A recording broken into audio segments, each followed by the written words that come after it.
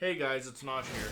Some of you watching this video right now have a pretty good idea as to what the 2008 market crash was all about. And let's just be honest here, some of you watching this video right now have probably chalked it up to a financially rough time. No different than the normal life. But what made this particular market crash so unique?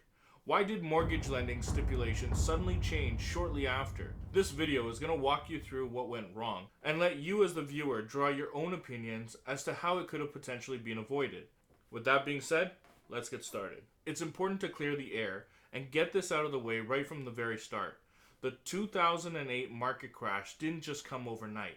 If truth be told, it was a chain of events over several decades that gradually unfolded to create a domino effect.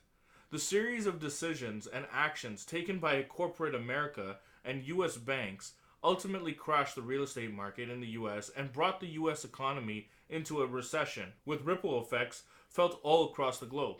But now you'd be wrong if you thought this was the first market crash, and undoubtedly this won't be the last either. You see, while in power, Franklin D. Roosevelt turned many Americans into homeowners through generous government loans and guarantees. In 1994, Bill Clinton promised to raise the percentage of homeowners in America from 64% to 67.5%. President Bush brought light to the fact that 75% of white Americans were homeowners, compared to less than 50% of Hispanics, African Americans, low income, and other minorities.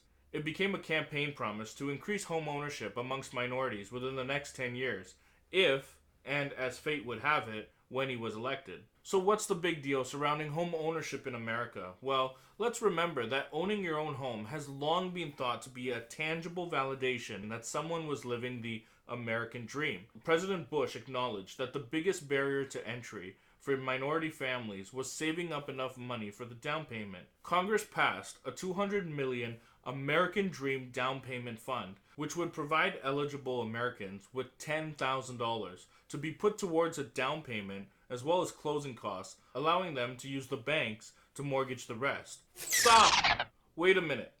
So let's think about this. Thousands upon thousands of people now have a mortgage who otherwise didn't have one before. That's good, right? But how much of their own money did they have to put up to purchase a home? That's right, $0. So if things don't go well financially, what do you think they have to lose? They would lose the amount of money that they put towards their mortgage payments every month. Now, though this loss is disappointing, it could also be justified, as the payments were similar and in some cases less than what regular rent payments would have otherwise been. Now, at most, they may have lost just a nominal amount in repairs and upgrades to their home. So what did that $10,000 American Dream Down Payment Fund mean?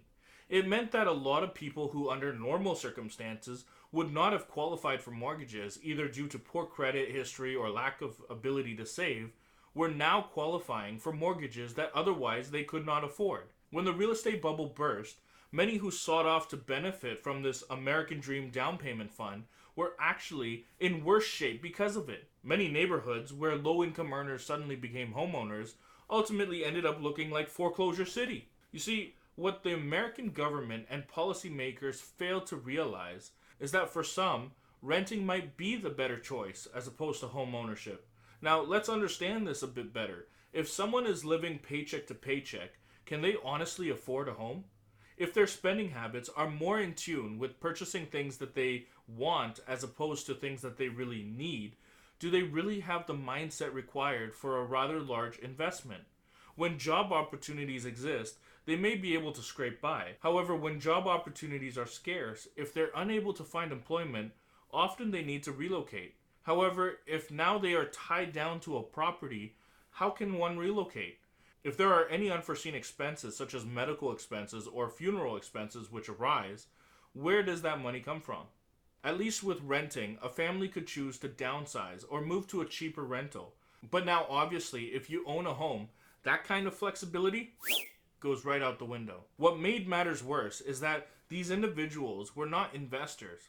Most were not even well educated on real estate in general. So therefore, they failed to acknowledge that real estate is not always guaranteed to appreciate in value. Many of these properties had negative equity, meaning they actually decreased in value. Somehow we just missed that home prices don't go up forever. So now these homeowners actually owed more than their home was worth, and they simply could not afford it. The very home that was supposed to help them achieve financial freedom was bringing them closer to bankruptcy than ever before. Ultimately, who ended up owning all these homes? Those people that were holding the mortgage, i.e. the lenders. Now, in order to understand what's next, let's review what a mortgage actually is. Most often, people don't have the money available to buy a home with all cash. So they go to the bank, and the bank gives them hundreds of thousands of dollars based on their ability to repay the principal amount of the mortgage plus interest. For that same reason, usually there's strict guidelines in determining whether someone is capable of repaying that loan. So the person gets the house, and the bank gets a piece of paper known as a mortgage. But the bank doesn't hold on to that piece of paper. They sell that mortgage off to a third party, and the third party makes a profit, which is the interest you're paying on your mortgage. In the event that you default on your mortgage obligations, whoever's holding that piece of paper has the legal right of ownership to your home. Now, once you pay off your mortgage entirely, whoever's holding that mortgage document signs a document releasing their right to your property, and the loan is said to be closed, meaning you own your home free and clear. Congratulations. Now, traditionally, because we're talking about hundreds of thousands of dollars here based on a promise to pay, think of it like a big IOU. The banks have strict lending guidelines as to who qualifies for a mortgage. They often rely on the individual's credit profile to gauge whether a particular person is a risky borrower or not. If the bank gives out too many loans to risky borrowers who end up defaulting on their mortgage, the bank not only loses a lot of money, but they lose the trust and credibility with their third parties who buy the mortgages from them. Now, there is some serious irony at play here, however. The banks began relaxing their lending guidelines in the early 2000s. The banks were not concerned about proper qualifications for people applying for a home mortgage. That's because they weren't the ones ultimately carrying that debt. The banks would bundle hundreds of different mortgages belonging to all various individuals and sell the entire bundle of mortgages to third-party investors. These bundles are known as mortgage-backed securities. The investors are often large financial institutions. These large financial institutions were banking on the fact that they could make more money off the interest those Americans were paying on their mortgage as opposed to anywhere else. This is otherwise known as securitization. The platform on which these banks sold these mortgage-backed securities is through Wall Street, otherwise known as the stock market. This is a common investment strategy that under normal circumstances is designed to work. I say that because real estate is relatively a safe investment. The value of homes tend to go up, and therefore, if a borrower defaults on their mortgage, the bank would have an opportunity to sell the property and get more money. At the same time, credit agencies were reassuring these big financial institutions that these mortgage-backed securities were sound and safe investments. In fact, they stated they were so safe that they rated them AAA investments, i.e. the safest kind of investments you could own. This naturally created a scenario where investors just wanted to keep buying more and more of them. If they offered higher interest rates for these investors than they could find elsewhere, and credit agencies were vouching of how safe they were, then naturally these big financial institutions wanted to buy up as many as they could get their hands on. This created a demand, and therefore banks felt the pressure to provide more and more mortgages for these investors to buy. You created the mess we're in, and now you're saying, sorry, trust us. You created CDOs who created credit default swaps that never existed a few years ago. Who was the brilliant person who came and said, let's do credit default swaps? Find him, fire him. Therein lies the problem. In order to acquire more mortgage documents, they offered mortgages to low-income individuals with bad credit, who otherwise would not have qualified for mortgages. Now, these kind of mortgages were referred to as subprime mortgages. That's really a fancy way of saying big loans to risky borrowers. With the economy strong, home buyers are willing and able to spend double what they did just 2 decades ago.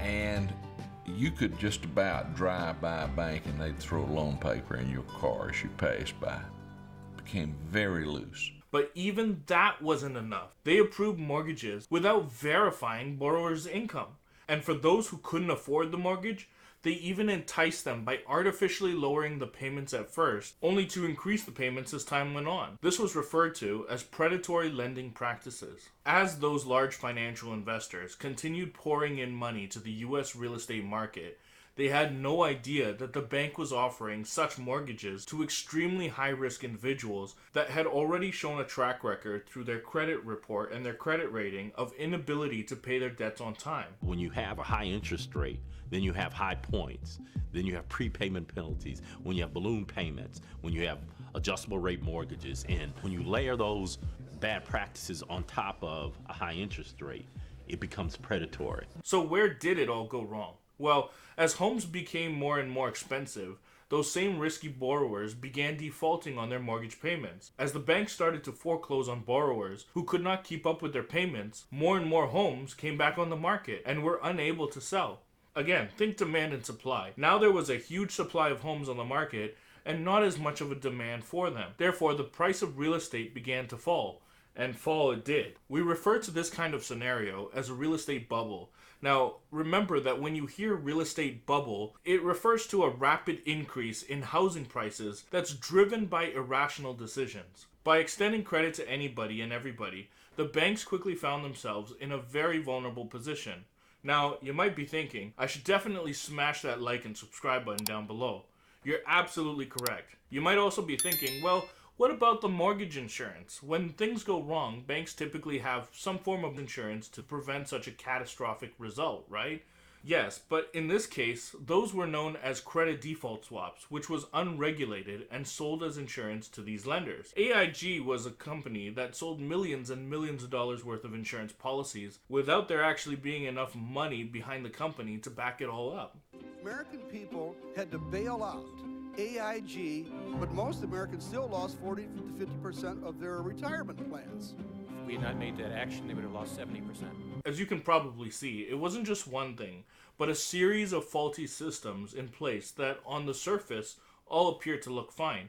But when you truly looked into it, they were all banking on things to go according to plan, and continue going according to plan indefinitely. Two of AIG's former CEOs were grilled about a retreat where, only a week after being bailed out by taxpayers, its executives spent $440,000 on oceanfront rooms, rounds of golf, and trips to the resort spa and salon. They were getting their manicures, their facials, their pedicures, and their massages, while the American people were footing the bill. When signs of a problem started to emerge, major financial institutions started declaring bankruptcy, such as the Lehman Brothers. Almost overnight, banks immediately became very skeptical about lending money to anybody, even to each other. So sometimes banks, when they go through financial hard times, they'll take loans from other banks. So when banks became scared to lend to even each other, the top US banks and businesses demanded a government bailout package to preserve the way of life as Americans knew it. And guess what happened? They got it. Now, many people believe that the US Federal Reserve is a government-owned bank. It's not. It's actually a separate bank owned by the individual banks and a few private individuals from whence it was created. The Federal Reserve prints money at the request of the United States government, who guarantees that it will be paid back to the Federal Reserve from the income it collects from taxpayers. In lieu of the 2008 crash, the government borrowed money from the Federal Reserve to which they would have to pay back with interest. The government then, along with the Federal Reserve, subsequently handed out next to 0% interest loans to big businesses, hedge funds, and bailout packages to privately owned banks that previously engaged in risky behavior with their customers' money. These banks include Wells Fargo, JP Morgan, and Bank of America, and that's just to name a few. In subsequent years following the market crash, the Dodd-Frank Act was introduced by the Obama administration in 2010 to prevent a similar situation from ever arising.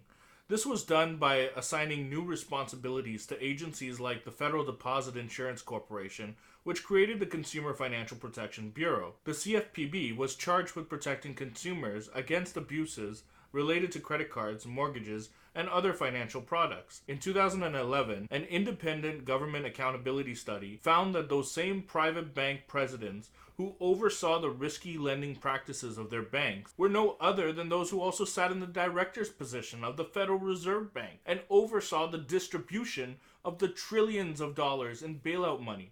In other words, the same individuals who owned the banks giving out loans to risky borrowers were also the same individuals to decide which banks received the trillions of dollars in bailout money. Take a guess which banks received those funds. Jeffrey Immelt, who at the time was the chief executive of General Electric, also served as a director on the board of the Federal Reserve Bank of New York at the same time that the Federal Reserve granted $16 billion in financing to General Electric. Jamie Dimon, who was and still is the chief executive of JP Morgan Chase, also was on the board of directors of the Federal Reserve during the same time that $25 billion was extended by the Federal Reserve to his own bank. $25 billion was extended to Citigroup, $10 billion was given to Goldman Sachs, $25 billion to JP Morgan, $15 billion to Bank of America, and $25 billion to Wells Fargo. In short, $4 trillion was extended to banks and large corporations. Now, that's nothing. That's not news. We can expect such behavior from money-hungry bank CEOs. Go figure. They're keeping their own banks afloat, right? Wrong. The money wasn't used to keep those banks afloat.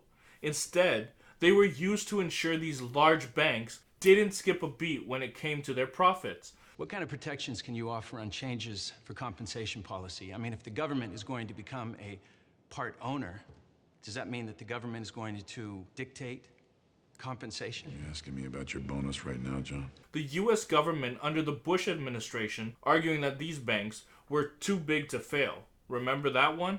Instead of a loss that would have been only natural, banks were reporting $13 billion in profits. More than 15 of the top banks in America, in specific, those who received the most amount in government bailouts, reported giving their top executives over $1.6 billion in bonuses, with the smallest checks being written for no less than $1 million.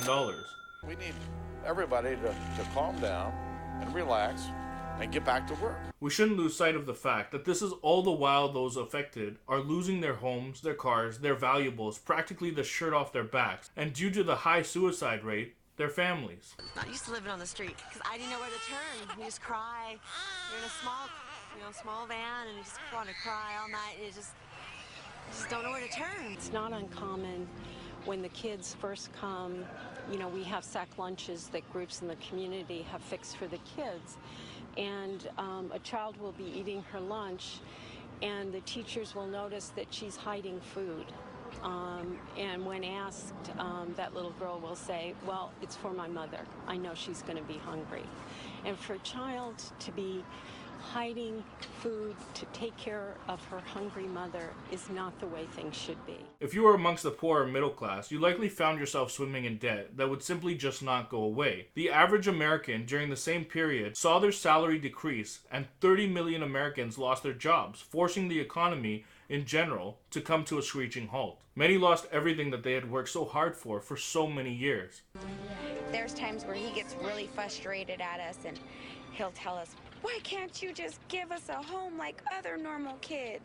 I want my own room back. There's a fundamental difference, however, between the upper class and the wealthy class. There are those who fall into the middle and upper class who save their money for the opportune moment.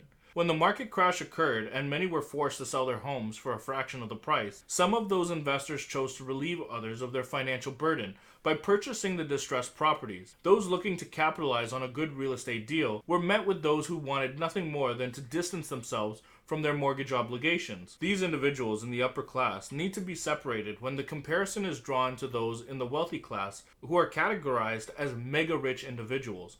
I'm referring to the same bank CEOs who, if not caused one of the first financial crashes in history, then perhaps played an instrumental role in its devastation. Those who were on low income perhaps received a mortgage when it may not have been in their best interest, and so they gave up their right to home ownership in selling to those who had sufficient capital in order to invest. Now, naturally, there was a huge shift in process between the haves and the have-nots. As the federal bank was printing more and more money, that money ultimately, one way or another, ends up in assets like the stock markets and luxury goods, luxury real estate, etc. This causes inflation within those specific markets, because when more money is spent on those assets, the demand goes up and therefore the price is driven up with it. But now think about who owns a majority of those assets. The rich.